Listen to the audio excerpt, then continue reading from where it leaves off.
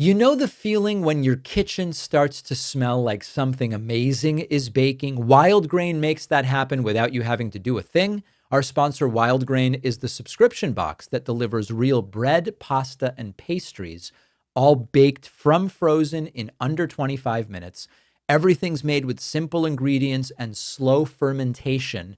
That is the bakery fresh flavor that is impossible to fake.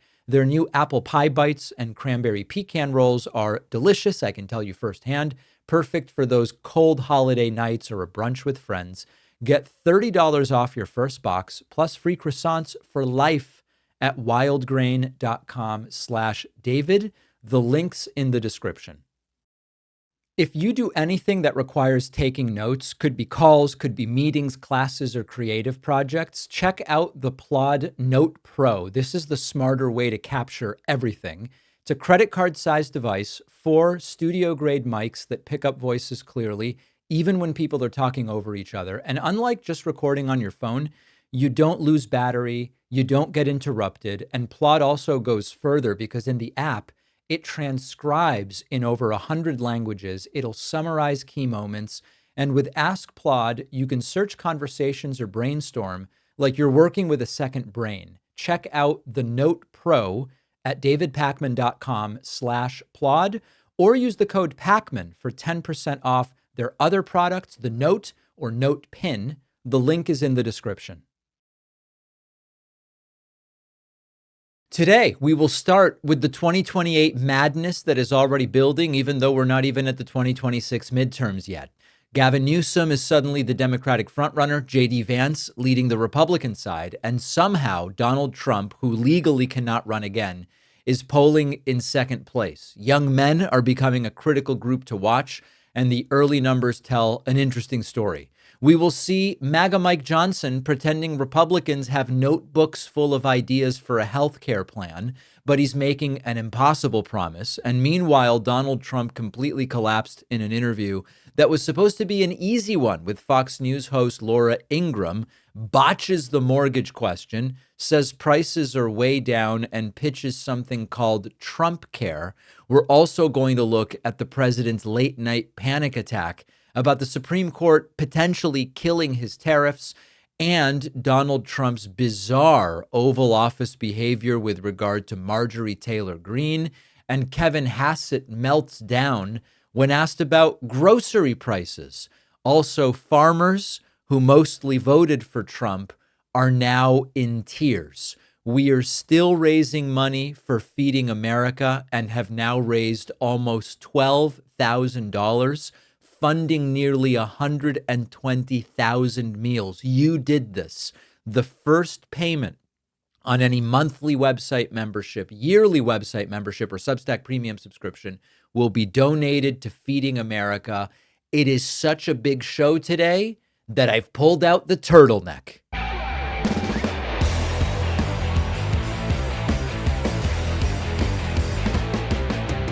Speculation is running rampant about 2028's presidential election. Now, those of you who have been following the show for a while know that I have a longstanding policy of not talking about future elections until the immediate next election is done. We got through 2025's elections, so now we would be talking about 2026.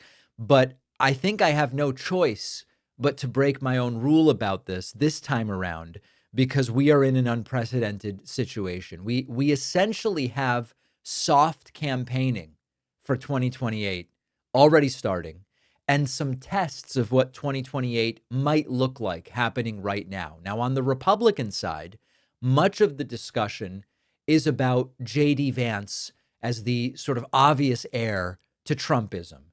And on the Democratic side, we have California Governor Gavin Newsom polling incredibly well, especially after that big win with Proposition 50 last Tuesday, a week ago today, in California. Now, at the same time, on the Republican side, there are those who believe, it doesn't really matter how J.D. Vance is polling today.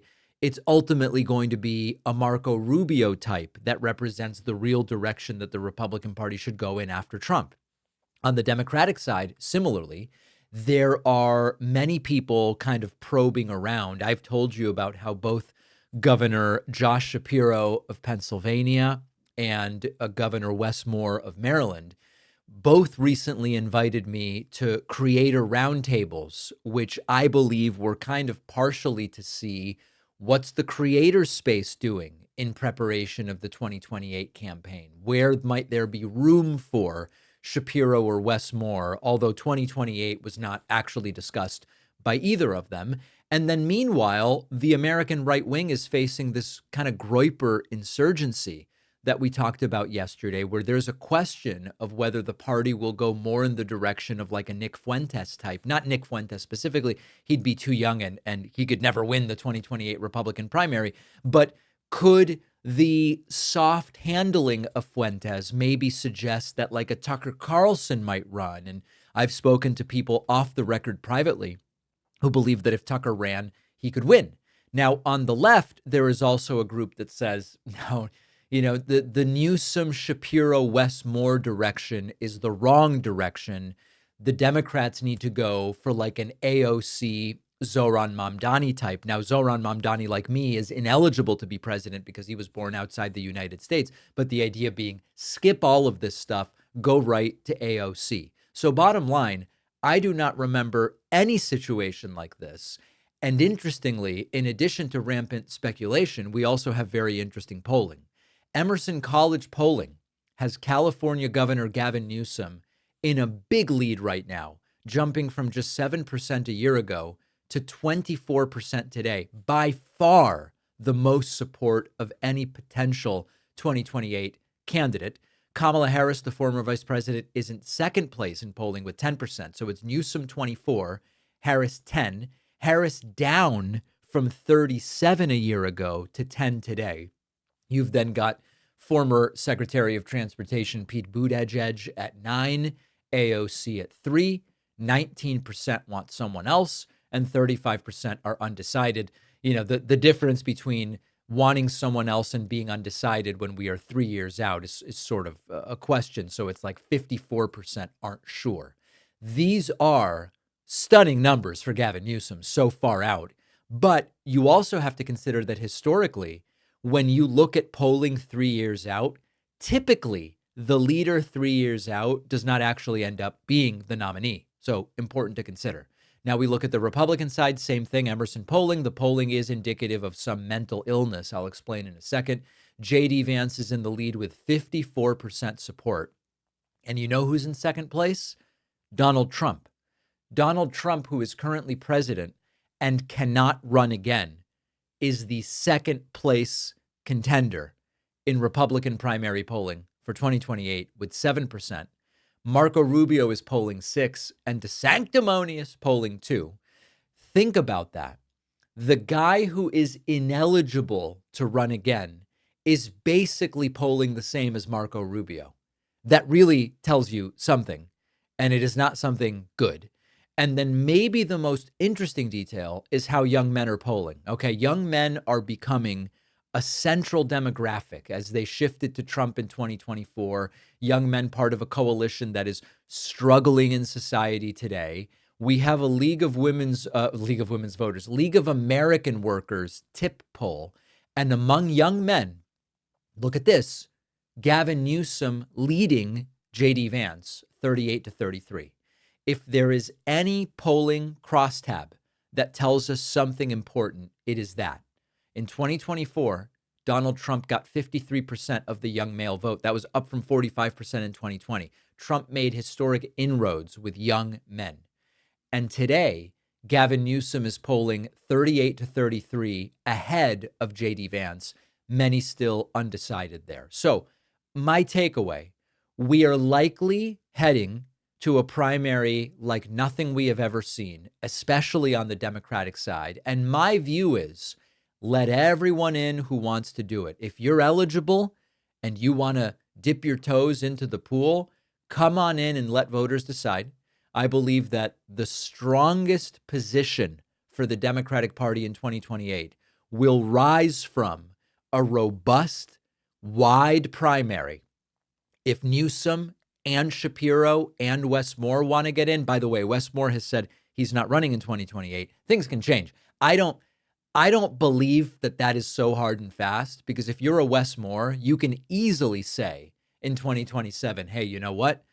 I did not intend to run when I made that announcement in 2025. Circumstances have changed. I believe I'm well suited. So I believe that Wes Moore saying he's not going to run is sort of like, okay, we'll see. But on the one hand, if Newsom and Shapiro and Wes Moore want to get in, let them all get in. I believe that they are competing for a similar slice of the electorate. Let them all get in. On the other hand, if AOC wants to run, Pete Buttigieg, whoever, get everybody in. Let voters decide. That is how we are going to surface, I believe, the best choice. But we are quickly ramping up to a Democratic primary, never mind the Republican one, which could be completely whacked out. I believe, are heading to a Democratic primary like none we have ever seen before. They want you to think that this is the face of an alpha male. You might be saying, which one of the two people on the screen? Are you talking about Larry Kudlow or are you talking about MAGA Mike Johnson? I'm talking about MAGA Mike Johnson. They want you to believe that they have a genius healthcare plan that is just a couple of weeks away. Here is MAGA Mike Johnson being interviewed on Fox Business just hours ago, and he says they've got notebooks full of healthcare plan ideas. Subsidizing the insurance companies is not the answer because it just drives the cost up even further. So we need to look at the root causes. The Republican Party is the party that is working on that, has been working on it, and has more ideas going forward. We got to bring down the costs, and you can do that in a responsible way that also increases access and quality of care. And we got notebooks full of ideas on how to do that. We got to build consensus around it. They have notebooks full of ideas, but MAGA Mike Johnson can't tell us what the plan is. And Donald Trump can't tell us what the plan is. And nobody can tell us what the plan is. And at least you've got Marjorie Taylor Greene saying we should tell people what the plan is. Now, as a just very brief aside, notebooks full of ideas immediately reminded me of Mitt Romney's 2012 epic of binders full of women. Remember this one? And so we took a concerted effort to go out and find women who had backgrounds that could be qualified to become members of our cabinet. I went to a number of women's groups and said, can you help us find folks? And they brought us whole binders full of women. I was proud of the fact that after Yeah, he's got binders full of women, and MAGA Mike Johnson has notebooks full of ideas. Okay, let's actually dive into what MAGA Mike Johnson is saying. He says, we have a plan. It's a secret plan. It's in a notebook. It's in a moleskin notebook. Okay, we're going to bring costs down, increase access, and increase quality. Sounds awesome, right? You really can't do that. Now, I'm going to give you examples of how it theoretically could be done. One of the greatest books, I believe, on healthcare was written by the late Uwe Reinhardt. And he explains that healthcare exists sort of in a triangle. Now, you might say, well, but I prefer a hexagon. I prefer a pentagon. Or what about the often insulted parallelogram? No, it's a triangle, okay? And if you imagine the three vertices of the triangle, you've got cost, access, and quality. And what Uwe Reinhardt explained is that without completely demolishing the system and rebuilding it with complete and total changes, which we'll get to, basically, you have to find a point on that triangle. If you go to higher quality, well, that's going to put downward pressure on access and upward pressure on cost, holding everything else equal. If what you really want to do is drive down cost, you're going to put downward pressure on quality, and you're potentially going to put downward pressure on access. The point is here, if you increase two of them, one is probably going to go in the wrong direction. Why? Let me explain. Number one, healthcare is very labor heavy. If you want more access or more quality, you usually need to hire a lot more people, and that raises the cost. Quality is expensive by definition, which is why countries with universal high quality systems spend a lot. Now, interestingly, many of them still spend less than the United States on a per person basis, and we'll explain why that is. But the idea here is, if you say we're going to really increase one of these, if you're going to increase access without controls, you are going to get more usage. More usage means more spending unless you ration care or restrict something somewhere else. So the point is, when politicians come to us and they go, we're going to lower costs, but make it better and get coverage to everybody, they are ignoring basic economics or pretending that there are no constraints. Now, you can move the entire triangle outwards. That's kind of what we're thinking of here, right? When we say cost down, access up, quality up, we're thinking not of finding a point in the triangle, but of making this triangle bigger. You can do that if you make some major structural changes. If you say we're going to get rid of administrative waste, the US spends 2 to 3 times as much as other countries on the administration costs of healthcare. If you totally rejigger the system to drive out administrative waste, you might be able to actually expand the triangle. If you use monopsony power, remember, monopoly is a limited number of sellers. A monopsony is a limited number of buyers. If you bring the government in to say, we will be the buyer of drugs and the primary consumer to set procedure prices, like if the government becomes a giant buyer, that can bring down prices. The US basically refuses to do this, and Republicans don't want to do it. Countries that do that can get costs down while maintaining quality. But Republicans don't want to do that. They've said that's a government takeover of healthcare. We don't want that. Number 3, if you really expand preventative care, we know that catching things earlier is cheaper. It does require increasing access up front, probably staffing up front, but over time that can reduce costs while increasing access or maintaining high access and also quality. But that takes time. And then, of course, regulating prices like utilities or rail systems in some countries.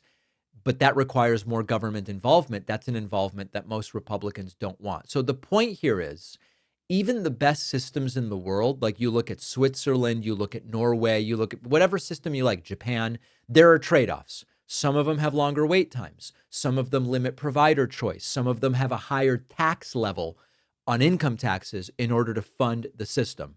So when you have elected officials like MAGA Mike Johnson, who goes, we've got the secret plan, it's perfect, it's in a notebook, we're going to tell you soon. Trump's been telling us for 5 years, we're 2 weeks away from the plan.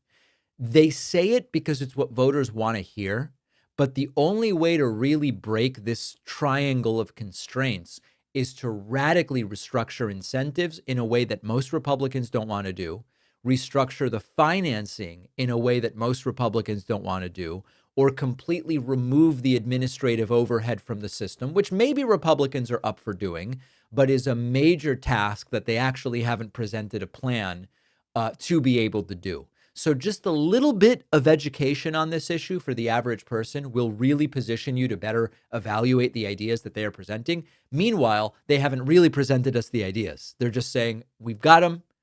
They're a couple weeks away. We've got the concept. Soon we're going to tell you. And then they don't.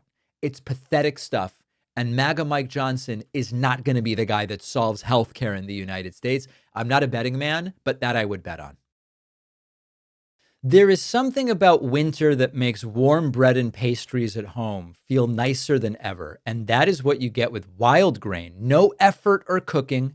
Our sponsor, Wild Grain, is the first bake from frozen subscription box for real artisanal breads, pastries, and handmade pastas, all ready in 25 minutes or less. No prep, no cleanup. Everything's made with clean ingredients and a slow fermentation process that adds depth of flavor. I recently tried the cranberry pecan rolls. Some say pecan, I say pecan. They came out with a soft center, crisp edge, and the house just smelled great. I also love their Parmesan herb biscuits. Definitely check those out. You can also customize your box. They've got gluten-free. They've got plant-based. You can send it as a gift or send a gift card for the holidays. If you're looking for the perfect way to elevate cozy nights at home during the holidays, give Wild Grain a try. Get $30 off your first box, plus free croissants for life at wildgrain.com/David. The link is in the description.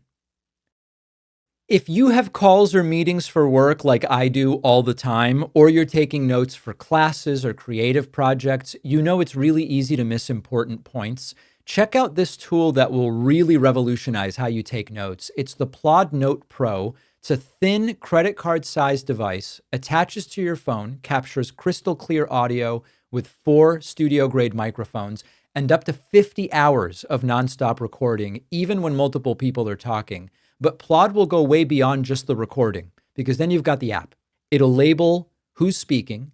It can transcribe in 112 languages. It'll deliver structured summaries with highlights and to-do lists generated from the conversation. And they also have this Ask Plod feature where you can actually search conversations or draft follow-up emails or brainstorm ideas, really like having a second brain.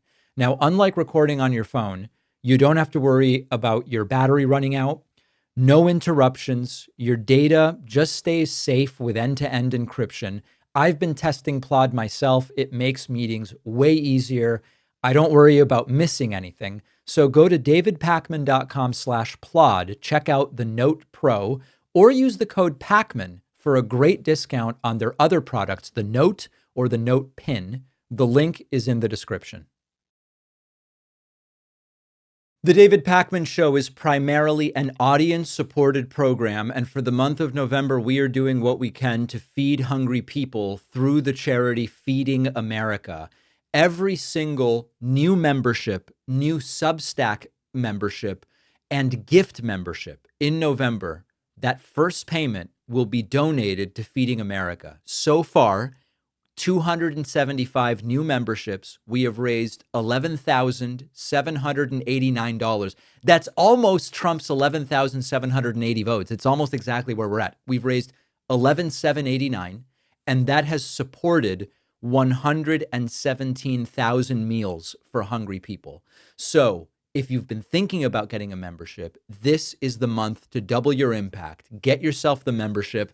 That first payment, be it monthly or yearly, will be sent to Feeding America.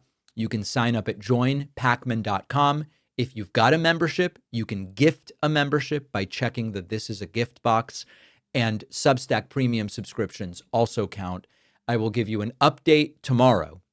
And of course, memberships come with the award-winning bonus show. Oh, the bonus show where you want to make money, but everybody else that makes money to fund themselves is bad. If you thought Alex Jones hated the bonus show before we were donating to Feeding America, he hates it doubly now, or something like that. Anyway, joinpakman.com, substack.davidpakman.com. Donald Trump was interviewed by Laura Ingraham last night on Fox News. This was supposed to be an easy interview, but as we know, even easy interviews are difficult for Donald Trump. At one point, he clashed with her where she said, "Is a 50-year mortgage really a good idea?" It's not, and we're going to delve into that a little bit later. But there are some themes in these interviews. Trump is asked easy questions, but he still screws them up. Trump talks about people being low IQ, and they're almost always black or brown women. And that's kind of where we start. Trump saying, Jasmine Crockett, very low IQ, very low IQ. This Crockett, this is a very low IQ person. And I look at somebody that comes from Somalia where they don't have anything. They don't have police, they don't have military, they don't have anything. All they have is crime. And she comes in and tells us how to run our country. The Constitution says this, the Constitution, the whole thing is crazy.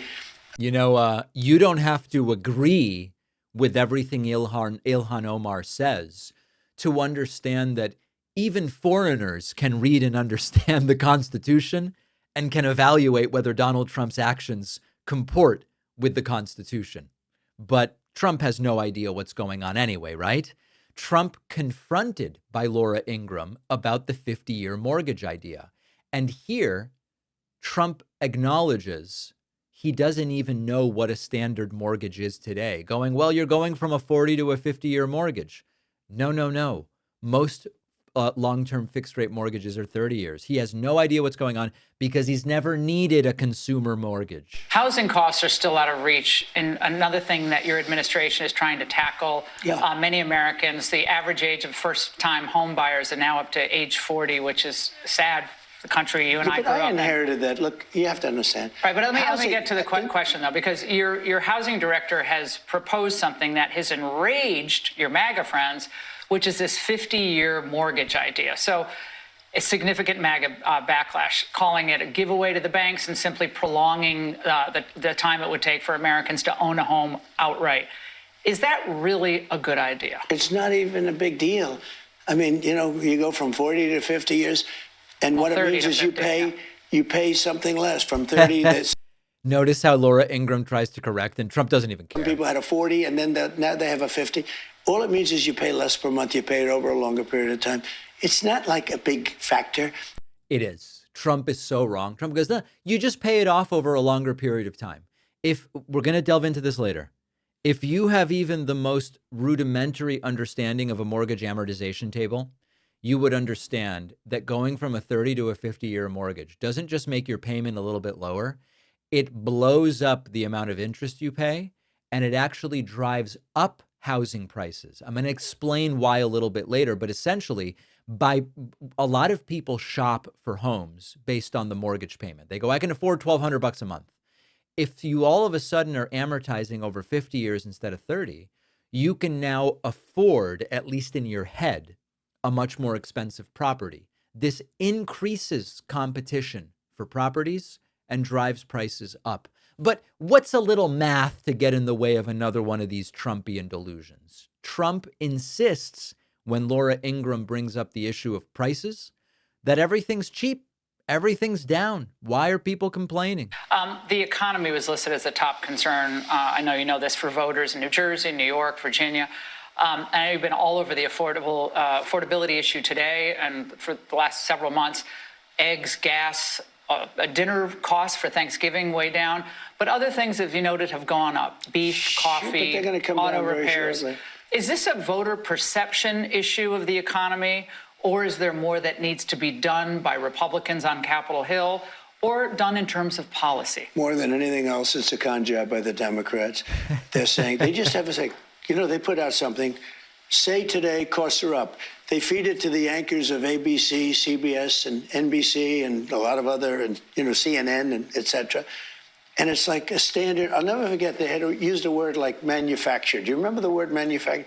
It's a manufactured economy. Nobody uses that word. Every anchor broke the manufactured.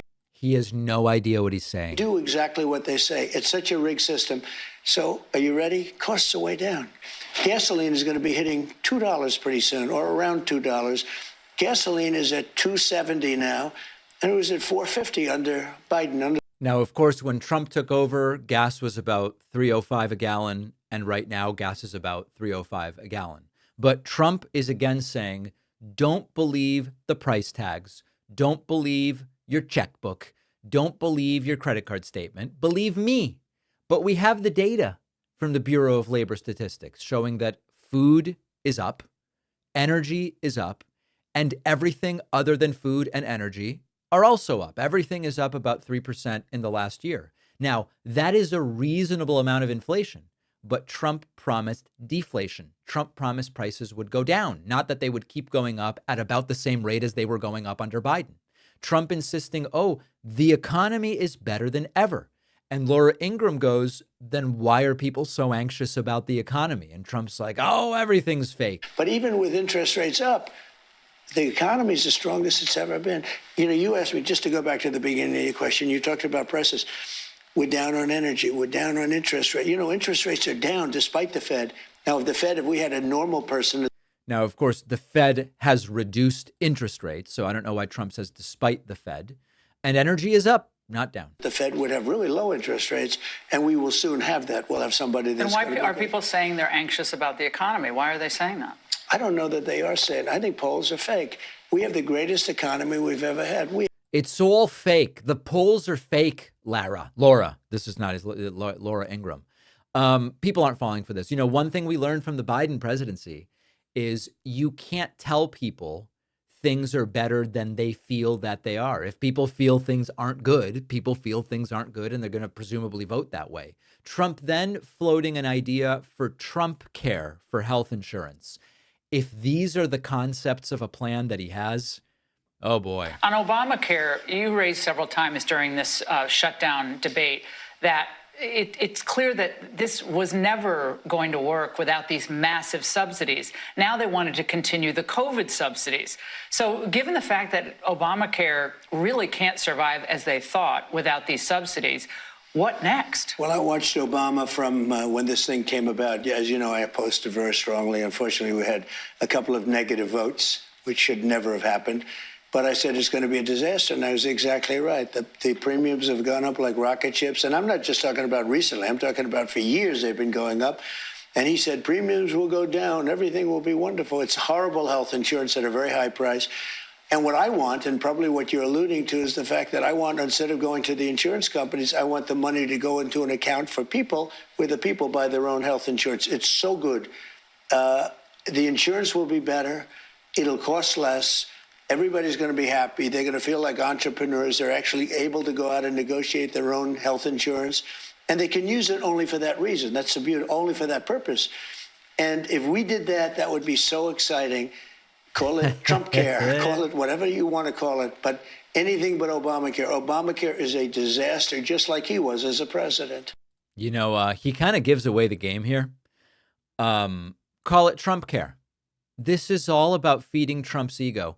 Remember when Donald Trump told us, I've come up with an incredible trade deal. It's called USMCA, United States, Mexico, Canada trade deal. It's replacing NAFTA. It was basically NAFTA. There were some different percentages assigned to, like, for example, vehicles where some of the parts are manufactured across Canada, Mexico, and the U.S. He basically just redid NAFTA, but said this is better and it's mine and it's USMCA. And he wants to clearly do the same thing here. He doesn't want something called Obamacare. He wants something called Trump care. The problem is it doesn't really work because individuals can't negotiate health insurance prices. Insurance companies negotiate with hospitals and providers using giant risk pools. The government could also do it, but Republicans don't want to do that because they say it's a government takeover. A single person calling up Blue Cross to get a better deal has zero leverage, and Trump's idea doesn't make any sense. Finally, Trump has this idea of giving air traffic controllers who didn't take time off during the shutdown a bonus of $10,000. Laura Ingraham has the audacity to ask a quaint little question, where's that money going to come from? And Trump goes, oh, I don't know, I'll find it somewhere. Did say the ones that stayed, of which there were a lot of them, I'm sending them a $10,000 bonus. Where's that money coming from? I don't know, I'll get it from someplace. I always get the money from someplace regardless. It doesn't matter. I do a lot of bonuses for people because it's really something that. There you go. I'll get it from someplace. So two thoughts on that. Imagine if Biden ever said, I'm going to spend some money. Where are you getting it? I don't know. I'll find it somewhere. Imagine if Obama ever did that. That's number one. But secondly, it is up to Congress to allocate and disperse funds, not to Trump. It is once again seemingly Trump's indifference for the fact that you're not just allowed to do that, but he doesn't care. The president also suffered a middle-of-the-night panic over potentially losing the Supreme Court fight on tariffs. He's posting in the middle of the night again, the oldest president ever sworn in, not sleeping at 1 a.m., but posting to Truth Social about the Supreme Court. He's panicking that the court might strike down his tariffs. This is his signature economic policy. And two of the justices essentially laughed it out of the room last week. And so now Trump is on Truth Social trying to bully the court, where he posted in the middle of the night, quote, the U.S. Supreme Court was given the wrong numbers. The unwind in the event of a negative decision on tariffs would be including investments made, to be made, and return of funds in excess of $3 trillion. It would not be possible to ever make up for that kind of a drubbing. That would truly become an insurmountable national security event and devastating to the future of our country, possibly non-sustainable. Trump is telling the Supreme Court, if you rule against me, the country collapses. Here's the part that he doesn't understand. He's making the legal argument worse for himself. Let me explain. Trump's Solicitor General went to the Supreme Court last week and participated in oral arguments and said, the tariffs are not about revenue. The revenue is irrelevant. Solicitor General D. John Sauer said the revenue is incidental. This is foreign policy. Trump is not doing primarily revenue stuff, which he would not be allowed to do. He's doing foreign policy. Sure, it happens that we are collecting revenue, but that's not really what this is about. And they had to say this because if the tariffs are about raising revenue, Trump loses because it's actually outside of the purview of the presidency. Now, by the way, the number he gives, $3 trillion, completely made up, no evidence of it. Like, don't forget about it's a detail, but Trump is lying about that. The question here is, did Trump exceed his authority? Because presidents can't just snap their fingers and create giant taxes by calling them something else. And the entire case turns on whether Trump abused the International Emergency Economic Powers Act. That is an act that does let Trump restrict transactions with foreign adversaries during an emergency. It doesn't let a president create new taxes. It doesn't let a president create new tariffs or raise revenue. Congress controls that. Trump's tariffs are taxes on American companies. Americans pay the cost. 55% of the tariffs paid by American companies are being passed on to consumers, according to Goldman Sachs. And Trump has been using the tariffs to punish enemies, to reward friends, to raise revenue, as he said. And the legal problem is a structural one, which is presidents simply aren't allowed to do that. So what Trump is trying to do is use the claim of an emergency to get around the language. Emergencies, even if they are real, which a little shaky here as far as the tariffs go, even if emergencies are real, they don't give a president infinite and indefinite power. And so Donald Trump is panicking. He doesn't really have other accomplishments to his name this term, and he is trying to save the tariffs, as bad as they are for the country, by saying to the Supreme Court, if you do this, it'll be terrible for the country. It'll get rid of all the revenue, even though the revenue supposedly wasn't even the reason for doing it. I hope he loses on this. We're going to find out soon. Donald Trump has now turned on Marjorie Taylor Greene.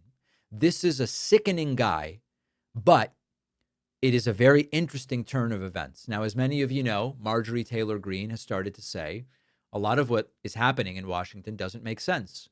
Why won't they show us the healthcare plan? Why is the government shut down? And she is increasingly skeptical of this Republican Party. She's not an ally of progressives, but she's skeptical in some areas. Reports include that she's mad because she wanted to run for Senate in Georgia, but Trump and people around him talked her out of it or said, you wouldn't have our support. Don't do that. Don't get involved in that. So CNN's Caitlin Collins asks Trump, what's your response to Marjorie Taylor Greene saying prices aren't down on groceries, prices are up on groceries? And Trump attacks Marjorie Taylor Greene. Caitlin? At a meeting with the Syrian president earlier today, Marjorie Taylor Greene, who is a big ally of yours, said that she would rather see you focused on nonstop domestic policy meetings here at the White House instead of nonstop foreign policy meetings. What's your response to her saying that, and also saying that grocery prices are up and not down, as you've said? Yeah, so I don't know what happened to Marjorie. She's a nice woman, but I don't know what happened. She's lost her way, I think. But I have to view the presidency as a worldwide situation, not locally. I mean, we could have a world that's on fire where wars come to our shores very easily if you had a bad president. Right. We had a horrible president. And Trump will turn on anyone as soon as their loyalty goes from 100% to 97%. And he continued going after Marjorie Taylor Greene. But with all of that, I passed a great, big, beautiful bill, which is the biggest tax cuts in the history of our country. So when somebody like Marjorie Taylor Greene, who's now catering to the other side, I don't know what, I guess she's, got some kind of an act going, but I'm surprised at her. But when somebody like Marjorie goes over and starts making statements like that, it shows she doesn't know. Right. Marjorie Taylor Greene has made a mistake. Now, I'm not saying it's like a political mistake necessarily or that she's wrong about the things she's saying. You are supposed to just praise Trump. And there were people in the room yesterday who knew how to do it. Here is Janine Pirro. This is what Trump expects. This is what he wants Marjorie Taylor Greene doing. I know. And Mr. President, there is in this room a group of people who love you, who believe in you, and who are so proud to be in this Oval Office and to be part of this amazing day because you have changed the course of America. And thank you, Sergio, for what you've done. God bless you both. There you go. That's how you're supposed to do it. That's how Trump expects to be treated. Another example, here's Marco Rubio taking his turn kissing Trump's hands. Just to echo what Sergio said, Mr. President, you've done a lot for this country, more than any other president has in such a short period of time. Right. And part of that is putting together a phenomenal team. And I know Sergio was instrumental in helping you achieve that. And so we think he'll do a great job. This is a very impressive collection of people. There are almost 1.5 billion people in the Oval Office right now. There you go. So Rubio and Jeanine Pirro, they know this is supposed to be a glaze fest of Trump. That is it. And Marjorie Taylor Greene is out. Trump then took an opportunity to attack Pete Buttigieg. I guarantee to Americans that travel is going to go back to normal once the government all the air travel better than normal. You know why? When the government reopens. Yeah, sure. It'll be much better than normal because we're buying the most sophisticated avionics and technology for our control towers, and we didn't have that. We had a guy named Buttigieg. Edge, they say is the best way. Just say two edges, like off the edge of a cliff, which is where they were taking us, by the way. Edge was the Secretary of Transportation, and he spent billions of dollars trying to patch together our air traffic control system. So the problem isn't the shutdown that's taking place under Trump's watch, or the fact that he's got a reality TV show participant in Sean Duffy running the Department of Transportation. The problem is Pete Buttigieg, ladies and gentlemen. A surreal moment as Donald Trump calls over Erica Kirk, the widow of Charlie Kirk, calls her over for a kiss. Where's Erica? Just so you name the A beautiful kiss for Erica Kirk. And then finally, Donald Trump predicting $2 gasoline and then says, we're going to have it, and we already have it. Wait, so which is oil, the electric, but I think you're going to see $2 gasoline or something very close to that. In fact, we're already in the twos, but I think you're going to be seeing very soon $2 gasoline. Yep. Soon we're going to have $2 gas. We already have $2 gas. Soon you're going to be seeing $2 gas. What's the takeaway here? Even though he has no idea what's going on, even though he has no ability to truly empathize with anyone who's struggling just because they're missing $177 of food stamps, no ability whatsoever. If you dare question anything he says or does, you will get treated the way he is now treating Marjorie Taylor Greene. On the other hand, if you just praise him endlessly, delusionally, like Marco Rubio and Jeanine Pirro, you get to stand in the Oval Office. That is the important takeaway and lesson here. Sometimes the best snacks are the ones that have been around for a long time. You don't have to reinvent the wheel to get a great snack. And that is what our sponsor Masa is aiming for with their delicious tortilla chips that are made the traditional way.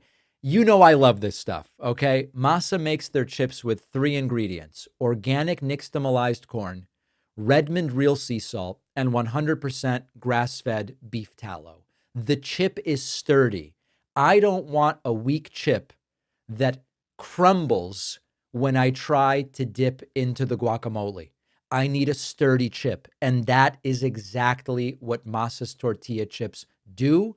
They also are using non-industrial oils, which pushes the industry away from some of this unsustainable monocropping. I also love that.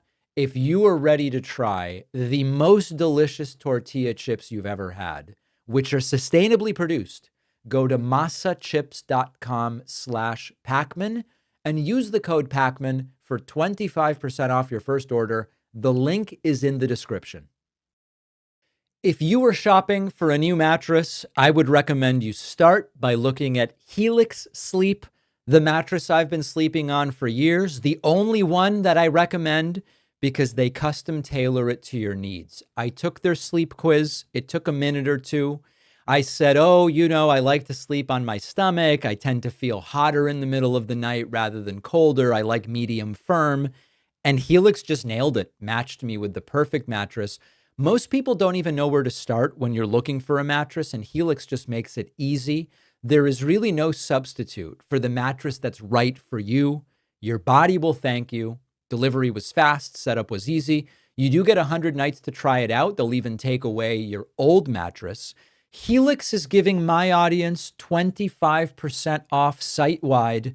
Go to helixsleep.com/Pakman. The link is in the description.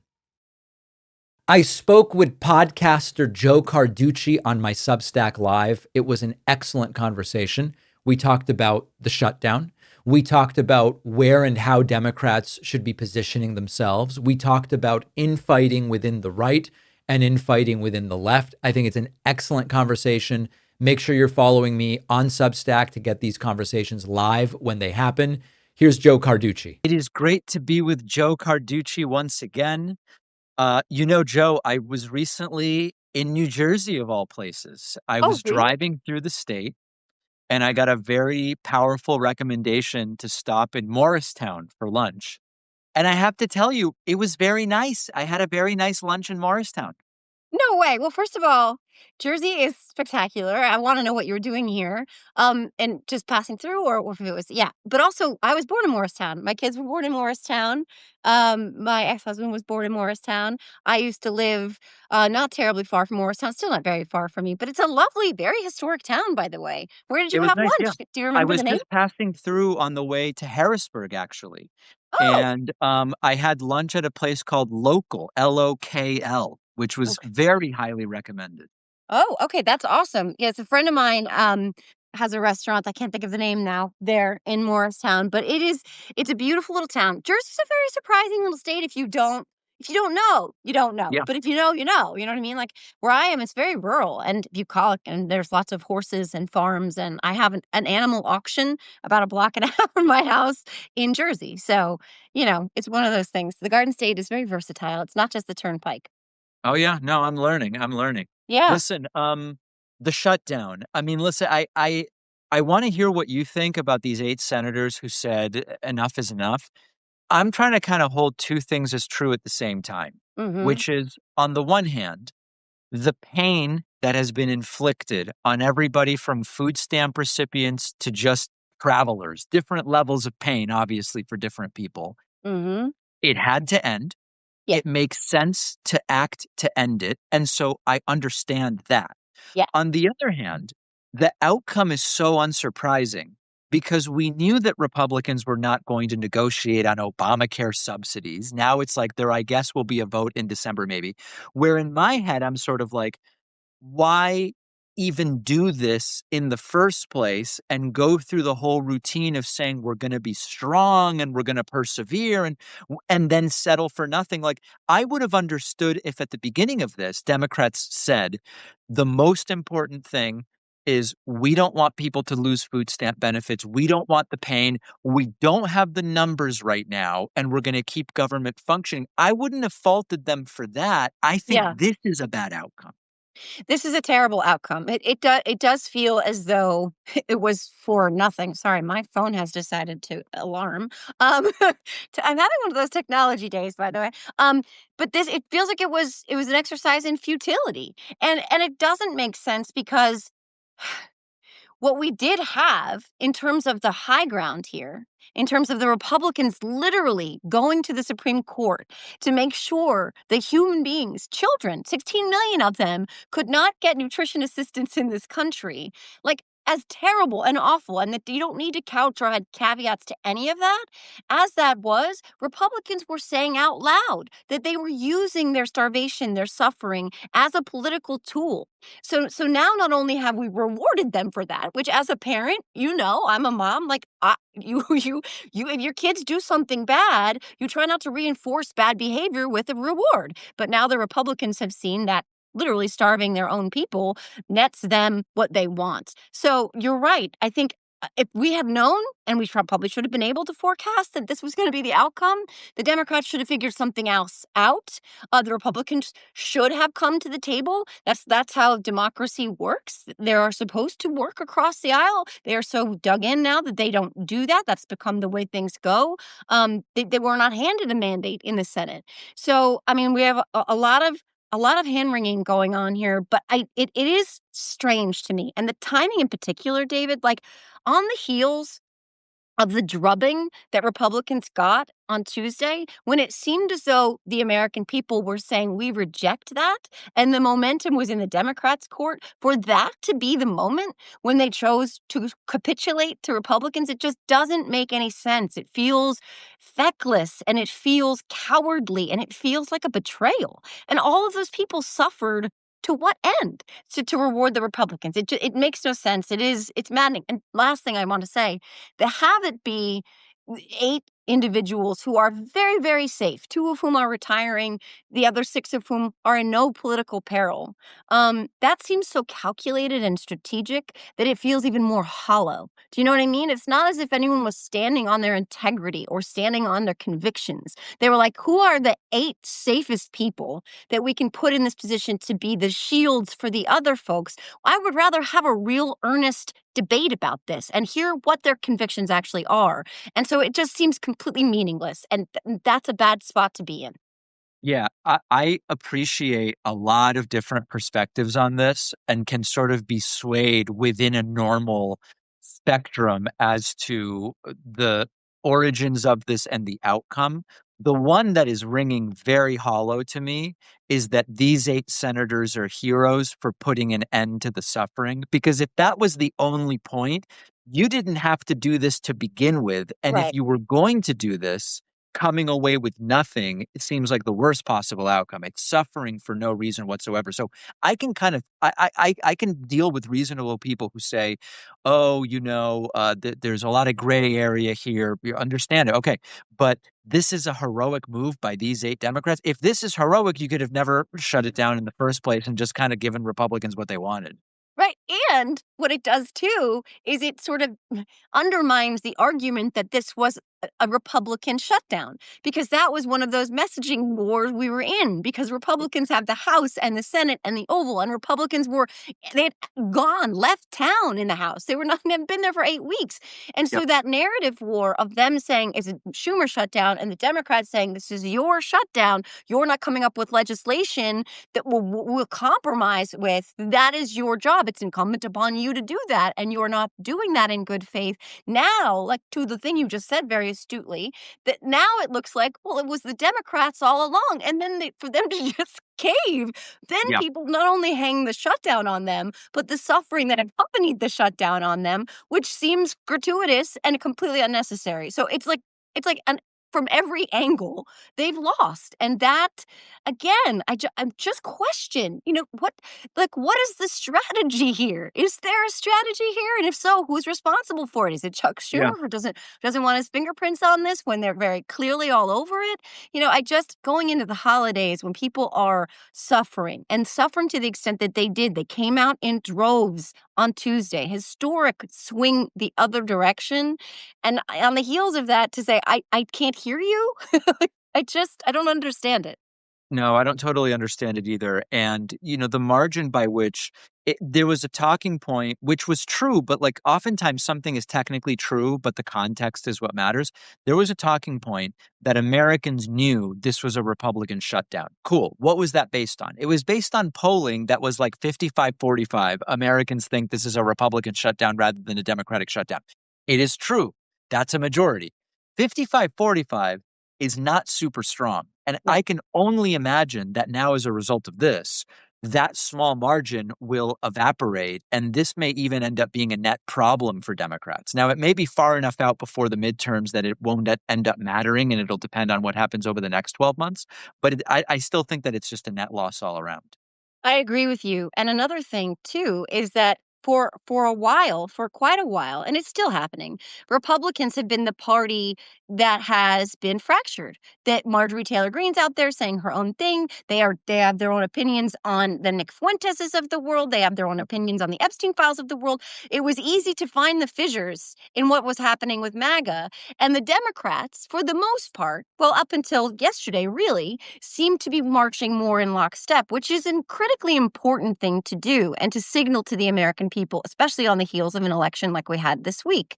So now, just in an instant, it's completely inverted. So the Democrats look like the party in disarray. They are fighting amongst themselves because this small carve-out, which I would argue represents a larger number that did not want to come forward and got together and decided which 8 were going to be the 8 to shield the rest of them. We have vulnerable people like John Ossoff, et cetera. Now the Democrats look like they are the fractured party, and it's very easy for the Republicans. They do it when there are no fractures and fissures to get into those cracks and bust them even more wide open. And that's a disadvantage when we are fighting what we are fighting, and a party that is not beholden to facts or truth or the law or the Constitution for that matter. No, I agree. And I covered on my show today this Groyp. I'm calling it the Groyper fissure. I love it's not clear whether this is a political problem or one that would be reserved for a gastroenterologist, but the Groyper fissure. Or it's a geological fault line yeah, or is somewhere. it for a geologist? Exactly. Yeah. I think that it's a very interesting thing when we see Ben Shapiro and Tucker Carlson increasingly at odds, Tucker Carlson and Mark Levin, et cetera. And it should be sort of a reminder that when that happens on the left, it also looks very bad. Now, this is not me saying there can't be a big tent with disagreement on certain issues. Of course there can. This is not me saying that you've got to stop all internal disagreements as you get closer to elections, because it's none of that stuff. Like, I think the debate is good and a big tent is good and there's going to be diversity of opinion. But the appearance of this unhinged disarray that we see. Trump started attacking Marjorie Taylor Greene today after Marjorie Taylor Greene. I didn't see that. I don't know if you saw that. Yeah, he did one of these unhinged orange rants in the Oval Office. And he said, I don't know what's going on with her. She's placating the other side, sort of stuff. He didn't use the word placating. I don't think he knows that word. But no, he probably thinks that's a dental term. But yeah. Yes, exactly. There is this. I think it's important to have just an awareness on the left that for the purposes of winning elections and getting power in order to have the opportunity to do pass bills and put policy in place, it's good to recognize what sorts of public disagreements are productive. Like, for example, a robust primary where someone comes out the winner. I think that that's productive public disagreement. That's a great thing. Yeah. Litmus testing and purity beatings, I think, are less productive. And so I think it's just something to keep in mind. No, I agree with you 100%. And again, that's what we saw in New York City, right? A robust political process where the people got to be able to have their voices heard in the way that it's designed to go. And I think that's when you see people engaging. That's when you see them trusting the process, right? And wanting and getting excited about being able to shape their own realities, their own futures, their own tomorrows. And I think for far too long, our party, and I don't, want to do the autopsy, et cetera, but our party has suffered from what I call the Veruca Salt syndrome. They're very precious about everything has to be exactly what they want all the time, but they've also been sort of elitist, and they've managed to cut out a lot of people who feel like they're not being seen or heard or represented, and then they don't want to partake in the process. And then when you have these kinds of fissures and cracks where you're like, these 6-8 people, I don't even know who they are. And I don't understand what has happened, but they certainly don't look like they represent me. So I don't want to engage in any of this now, even more so than before. And again, what Tuesday showed us on so many levels was that people were fired up and excited. They wanted to participate coming out of No Kings, that they wanted to have a voice, that they were charged up and energized and being able to, actually make a change. And then to see all of that work and that energy and that effort and that excitement fall to the wayside in the hands of 8 individuals who don't live the reality, the shared reality that most of us live. They're not worried about healthcare. We don't have a private elevator. You know what I mean? So to see that, it's very disheartening and it can be very disillusioning. And what I'm worried about, again, to that net negative that you're talking about, what I'm worried about is that kind of stuff will settle in and people will say, I've seen people, maybe you have too, in my DMs and stuff, it really makes it hard to want to get out there and fight when what I do is basically thrown away. And I can't fault anybody for feeling like that, but I would argue that means that this is a moment all the more that we, the people, have to make ourselves heard. I don't think that it was ever going to be anybody from this this class of established Democrat that was going to come to the rescue. It has to be driven by us. And that, if I'm taking anything out of this moment, it is that we have to continue to galvanize, and we have to continue to coalesce, and we cannot rely on the status quo. I was sort of chuckling to myself, but on the edge of crying. Like, I was laughing to avoid crying. It was this press conference last night that these senators who were voting to reopen gave. I don't remember whether it was Jeanne Shaheen or Maggie Hassan. It was one of the two. And basically the question that was asked was, if you don't get this healthcare vote in December, might you vote to shut down the government in January? And the answer, it was sort of like, that's a possibility. We're going to have to see. And I'm thinking to myself, with what leverage in order to achieve what? The big threat is, if you don't give us the healthcare vote, we'll do the same thing again where we got nothing and a bunch of people got denied SNAP benefits and 50% of flights were delayed or canceled. Like, I just don't understand the game. I don't think they do either. That's the thing, where I don't think that sometimes, I joke that it's the Republicans that are, playing checkers to the Democrats playing chess. But when you look at this, it's like the Republicans just left the game and let the Democrats defeat themselves. Like, I don't even understand. Again, what is your position here? Because if you cracked, especially, again, I know I sound like a broken record, but if you cracked in the wake of the American people loudly rejecting Trumpism and MAGA and Republicans and everything that they're doing, and while we still had them, even though it wasn't a wide swath, we still had them responsible for what was happening. We still had the moral high ground. We still had Donald Trump bulldozing the White House and building a ballroom while fighting in the Supreme Court to make sure that his own voters, among the 42 million, that couldn't eat, we still had the optics of a Gatsby party versus the starvation of the American people.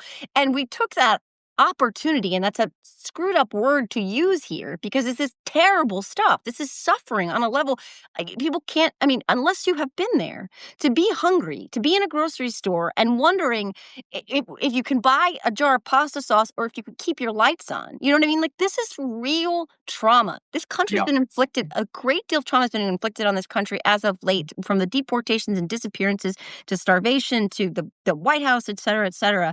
And again, like you said, so they're going to go back in January and we're going to redo all of this. Like, no one's going to tap in. No one's going to trust.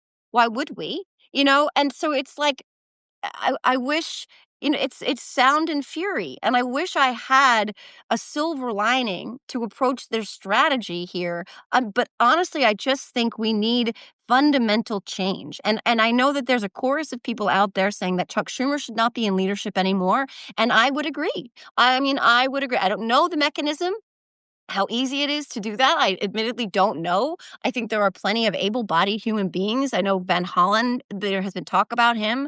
But I think that is one thing that might be worth exploring. I think the Democrats need an infusion of a perspective that is more tapped in and in touch with the actual American people. And I don't think that the leadership on the Senate side in particular at this moment is that.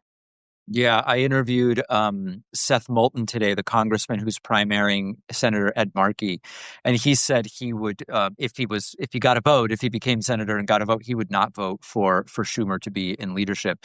I had this incredibly dystopian experience. I was in D.C. over the weekend for CrookedCon, and I put out a tweet about this, but I didn't tell the full story. I went to dinner with a friend at some a rooftop restaurant very close to the White House. Mm-hmm. And there was this is not an exaggeration. As we were having dinner, there's bright lights and cranes. And I look over and I'm like, what is that right there? And she goes, oh, that's Trump's construction at the White House. And I'm like, it's 10 p.m. What?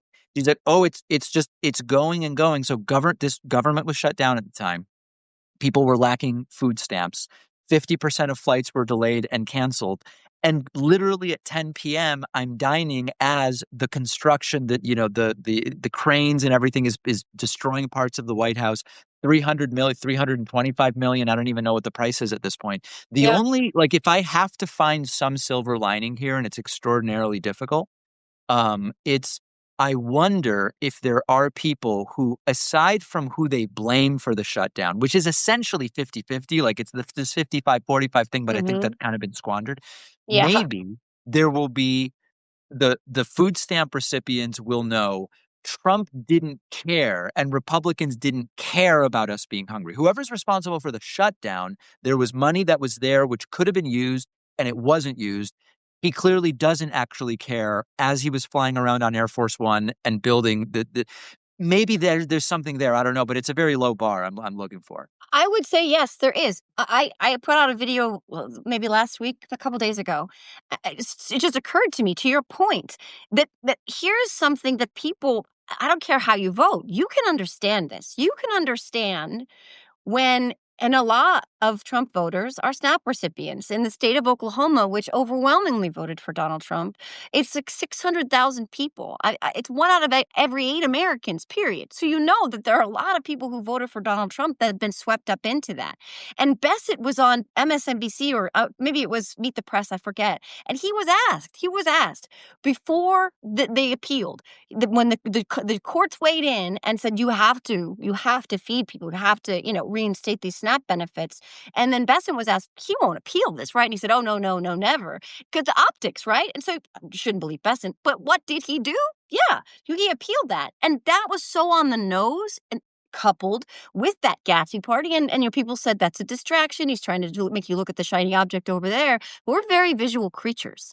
Human beings are very visual creatures. And there is a tie between Trump's unfavorability and those images, those first images of the White House being flattened, that all of a sudden, in correlation with that, causation correlation, I'm not even sure specifically that it's exactly this, but there was a spike and it continued to go up because I think these physical, visual manifestations, embodiments of what they are doing, they resonate with people. They cross party lines. I can't think of the most MAGA person in the world waking up on a Thursday morning going, you know what I hope happens today? I hope they tear down the East Wing of the White House. I don't want them to mention it to us. I don't want them to ask us about it. I just want them to do it. And then I want them to talk about building a ballroom while my SNAP benefits are gone.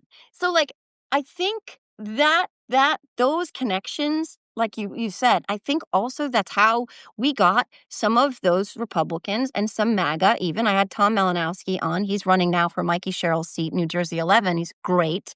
And he was saying, in New Jersey in particular, quite a few people who voted for Donald Trump flipped around, showed they completely went the other direction.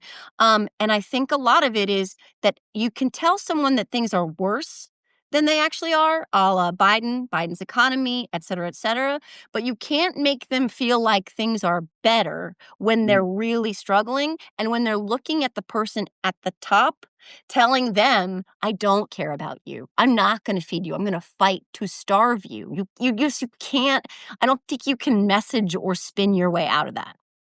Can we briefly talk about Trump's 50-year mortgage idea? Because I've been wanting to talk about this. This is one of it's truly unbelievable. If the idea is housing's too expensive, let's figure out a way to make housing more affordable. A 50-year mortgage is a terrible idea. And I'm going to do a bigger deep dive on this tomorrow with my audience. But fundamentally, it's going to raise prices because what people have to remember is, imagine that you could just pick a number. Imagine you can afford $1,000 a month mortgage, right? I'm just making these numbers up. If it's a 30-year mortgage, that would allow you to get, for example, a $300,000 house. Mm-hmm. If all of a sudden it's a 50-year mortgage, that $1,000 payment, which is what you can afford, now makes it so you could bid on a $400,000 or $500,000 house. So what does it do? It makes more people able to afford, and I'm using the term afford very loosely here, makes more people able to afford a more expensive home, meaning more bidders enter the market for homes that are more expensive, which drives the price up. Right. And meanwhile, because of how mortgages amortize, you're building up equity even more slowly. Like it's quite literally a way for banks to make money while pushing real estate prices up. You're doing nothing about supply, which is fundamentally what we need to do. It's hard to think of a worse idea for affordability than saying 50-year mortgages. It's almost as if It's almost as if the guy who bankrupted casinos, who failed at everything from water to steaks to airlines to board games, the guy who is banned from having a charity in New York, it's almost as if the guy who's been bankrupt, I don't know what, 6 times? Is that right? It's almost as if the guy who left with the largest amount of debt relative to the size of our economy in our history, the second worst jobs president next to Herbert Hoover in our history, the guy who without COVID even, it was everything he inherited from Obama was moving the wrong direction. It's almost as if he is not the right person to handle the United States economy. I mean, I know that's crazy, but it's almost as if we are all Trump Taj Mahal.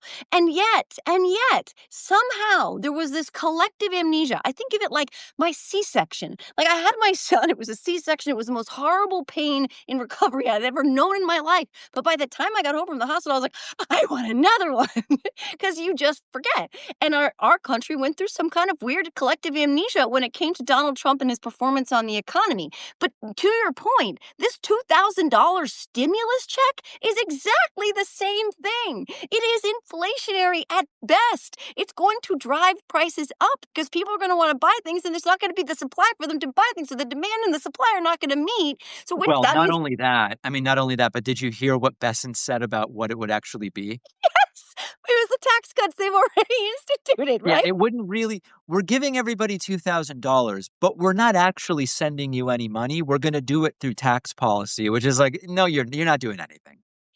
The tax policy, by the way, which benefits the richest of the rich and never trickles down, never, ever trickles down. Just take a look at those gaps between CEOs and employees. Like it never trickles down. It's never intended to trickle down. And the irony of ironies is that they went to the Supreme Court to make sure that starving children in this country couldn't get the $7 a day that they needed to eat. But they made those tax cuts for the ultra rich permanent. They found the money to do that and the money to give ICE $50,000 signing bonuses. And the chef's kiss on all of this? College debt forgiveness. This is the kicker. I'm old enough to remember when every Republican lost their minds because Biden did that. And now they're like, oh, yeah, let's give it to these masked goons who are putting kids in cars with long guns. Yeah, that's a good idea. Oh, we're not going to fund SNAP. We're going to fight that all the way to the Supreme Court. Sure. But let's fund ICE. I mean, it's just insane. We have money. We have money for days. We have money to send to Argentina, $40 billion. We have money for Kristi Noem to fly around with her boy toy on 2 private jets so she can ride horses in frickin' Nicaragua or Ecuador or wherever the hell they were cosplaying cowboys. Like, we have the money. It's just that they want us fighting with each other. They want the middle class fighting with the people who are lower than the middle class in terms of poverty level. They want us fighting while they run away with everything at the top. Listen, Joe, you've really said it all. I don't think I could possibly add anything to what you've said. I want to, as always, thank you for talking to me. If you're one of my viewers watching today, make sure you're subscribed to Joe's Substack. And if you're one of Joe's viewers, I would be humbled if you also subscribe to mine. Let's do it again soon. Yes, please. Thank you so much, David. It's always a pleasure to talk to you. And thank you to everybody. And again, like David said, please, if you're following me, please go and subscribe to him. He's an amazing guy and a new father to boot. So not a new father first time. On the seat section thing, when we got home from the hospital 3 months ago, we said we are never doing that again, and it is never happening again. That we've decided. Yeah.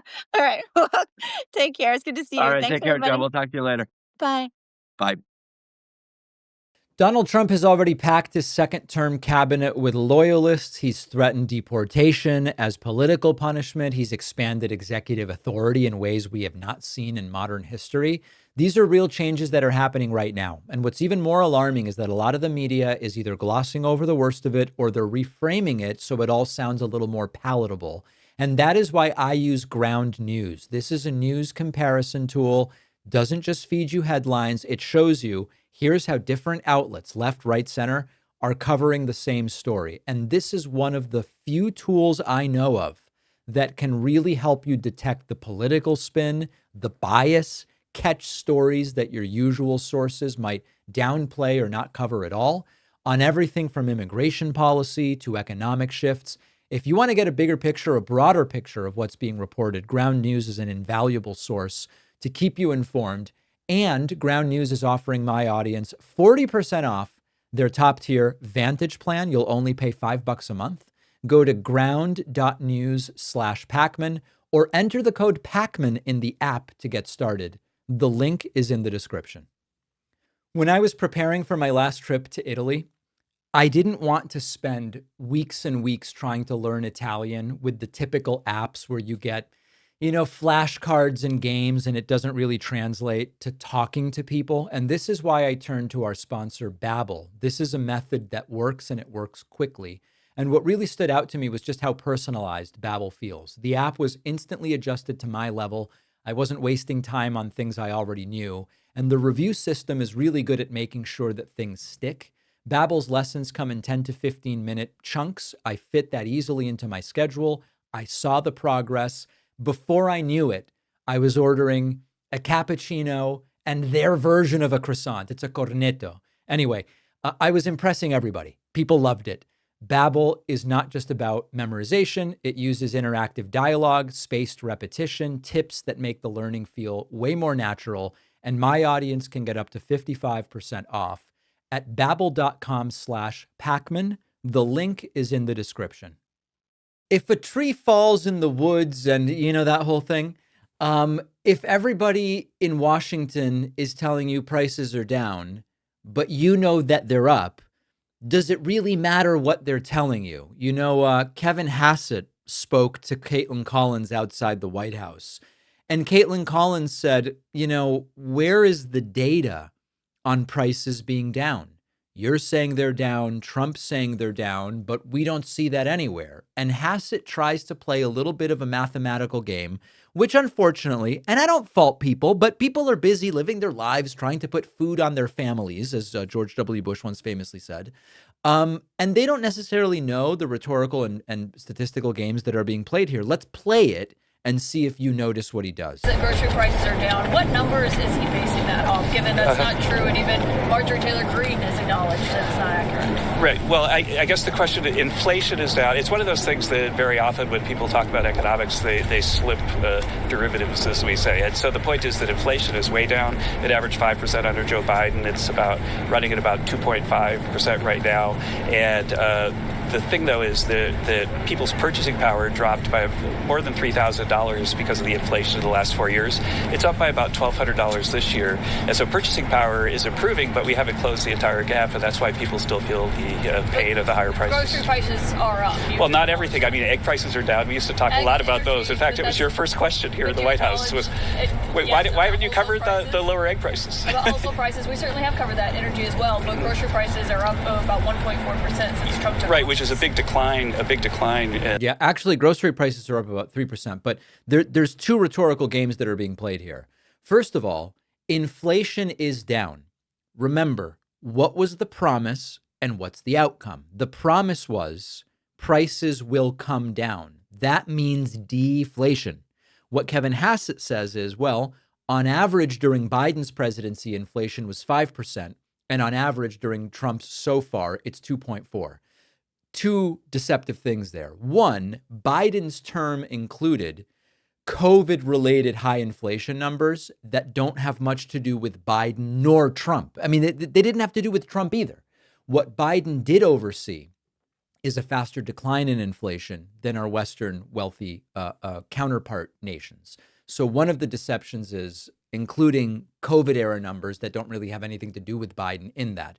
Now, inflation has been about 3.1% under Trump, but we have to evaluate them based on what they promised, which was that prices would come down. They're still going up, simply more slowly, according to Kevin Hassett, although really the same as the last couple of years of Joe Biden's presidency. So that's the takeaway. During the last couple of years of Biden's presidency and during the first 10 months of Trump's, inflation has been about 3%. Trump has not improved upon the Biden inflation numbers of those last 2 years at all.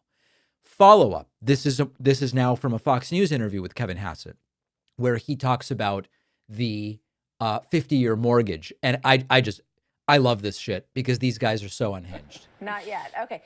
Quick question on this 50-year mortgage. Mm-hmm. I've heard, I just was watching a panel on the previous hour basically saying, this is they didn't think it was a great idea because it doesn't, you don't build equity and you pay more over a long period of time. Do you think this is a good plan? Is Kevin Hassett a supporter of a 50-year mortgage plan? Right. The president mentioned it, and yes, I support the president's idea on this, that what it does is it reduces the monthly payment quite a bit. For a typical home for middle America, and it's by a few $100s a month. And we need to help people get back into homes. As you notice, the first-time home buyers are now like over 40 years old. And so we are focusing on that problem. And the bottom line is, though, that the problem really, again, came because interest rates under Biden inflation went up by 4%. And that about doubled the typical monthly mortgage payment. And we're really studying everything we can. We're about to have a bunch of White House meetings about what we can do. But isn't the problem that there's not enough houses? There's not enough housing to purchase, so there's a limited supply. And that doesn't really address that. Demand. You're right. We're addressing both supply and demand as we study this. It's Martha McCallum is actually correct.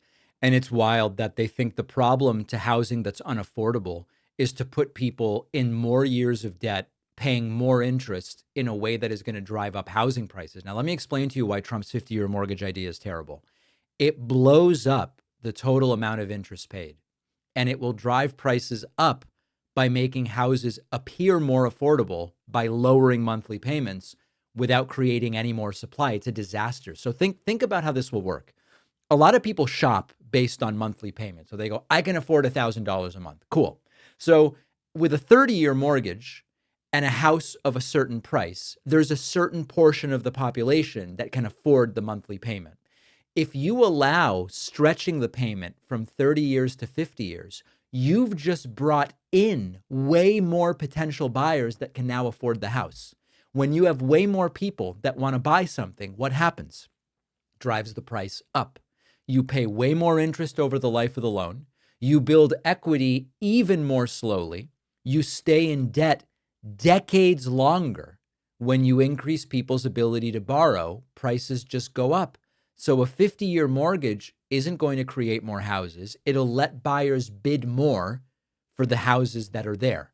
Developers don't go and lower prices because people can take out longer loans. They raise prices because they're like, hey, by getting a 50-year loan, now the pool of potential buyers for the house I'm selling has just gone up. So this is a crisis that comes from not enough housing supply, especially affordable units.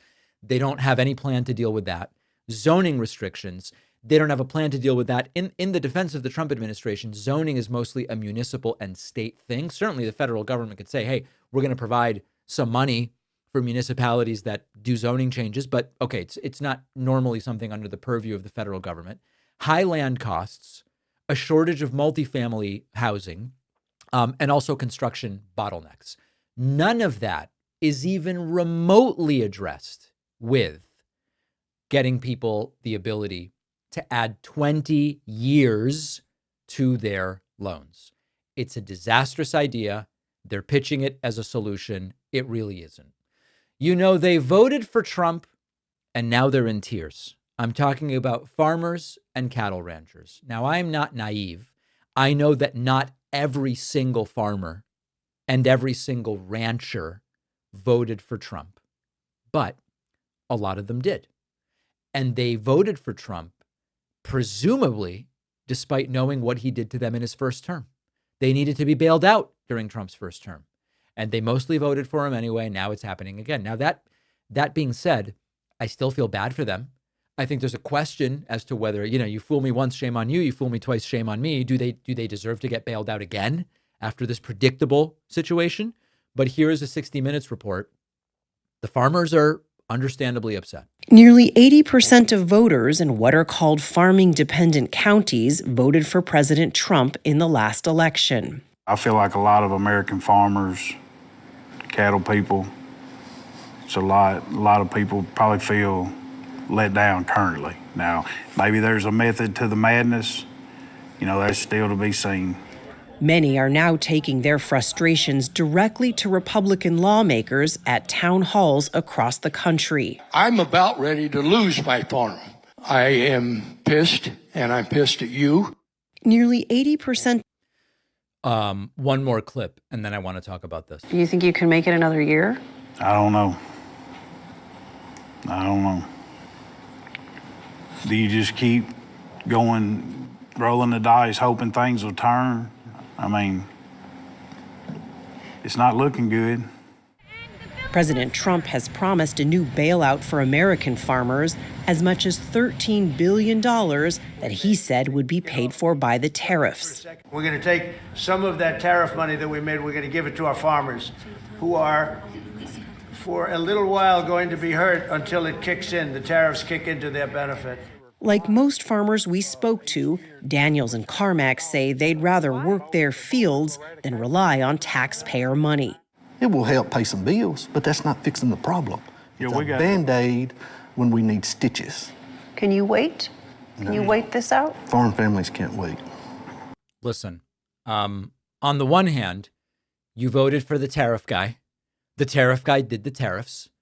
And now, all of a sudden, you're shocked that the tariff guy is tariffing you into insolvency. It's not really a betrayal because Trump's doing what he promised to do. He's hurting a lot of the people that supported him the most. Now, some of these folks are in an abusive political relationship. You know, Trump hurts them, they run back, he hurts them again, and on the fourth punch, they go, wait a second, you're hurting me. Now, this is like a sort of tragic comedy of sorts, because imagine watching Trump's first term, seeing the trade war torch the livelihood of yourself as a farmer or as a rancher, and then going, give me another one of these. And the pain was the point. He said the pain is coming. He said it's going to be worth it. And we now have this situation in which we find ourselves. Now, there's also a class war situation here, which I think is highly relevant and salient. The billionaire tax dodger from Manhattan and Queens is wiping out a group that still believed he cared about them, even though we've been saying this guy doesn't give a damn about you. And rural small business owners are suffering. And he does it with a straight face. And he goes, it's going to be a little challenging. It's going to be tough, but we're going to win over the long term. So I don't know what the answer is in terms of, I mean, listen, I'm a naturally empathetic person. I think it's probably genetic, right? It's inbuilt to me, even though it's like, we knew this was going to happen and it's happening and they voted for it. I still feel bad for these folks. And also there's the importance of farmers and ranchers to the American economy and to the American food system. But there's a reason that Democrats are struggling with these voters, which is you can't really outpromise Trump's fantasy economics.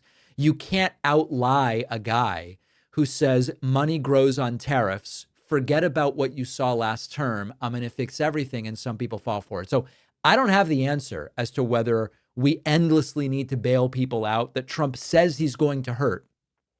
And then he does it. And then they cry and are worried. I feel terribly for them.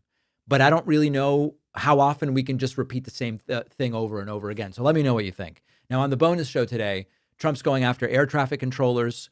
Canada is losing its measles elimination status, and the United States might be next. And now going from basketball to baseball, we have two pitchers charged with taking bribes to rig pitches. How widespread is this in major American professional sports? All of those stories on today's bonus show. Don't miss it.